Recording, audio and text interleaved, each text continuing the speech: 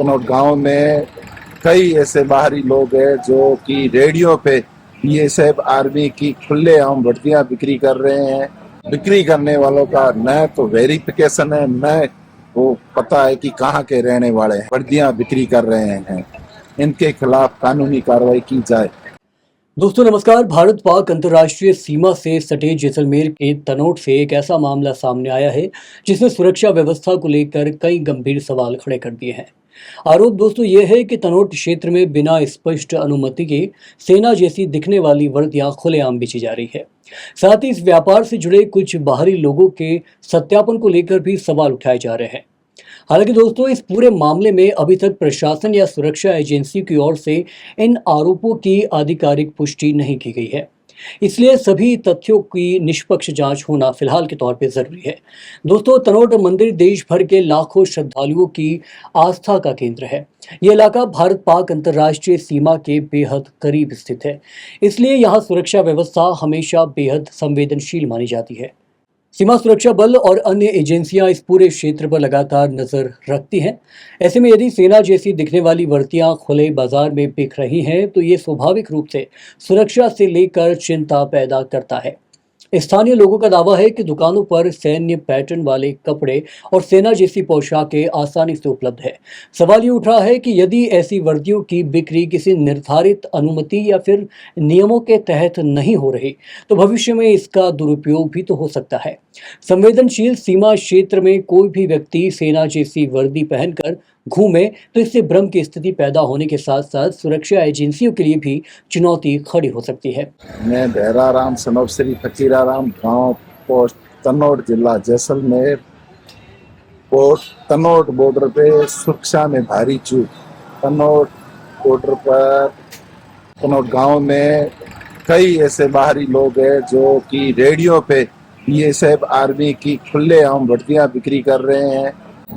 बिक्री करने वालों का न तो वेरिफिकेशन है, न वो पता है कि कहाँ के रहने वाले हैं। कम से कम 10 से 15 ठेले लगा के वर्दियां बिक्री कर रहे हैं, इनके खिलाफ कानूनी कार्रवाई की जाए। धन्यवाद।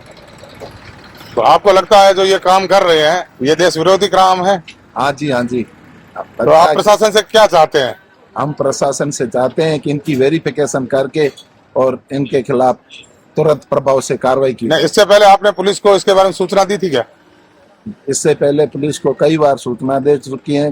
गत वर्ष पुलिस एसपी का ऑर्डर भी था, इनको थोड़ा बहुत हटाया गया था, उसके बाद में बिल्कुल बंद कर दिया।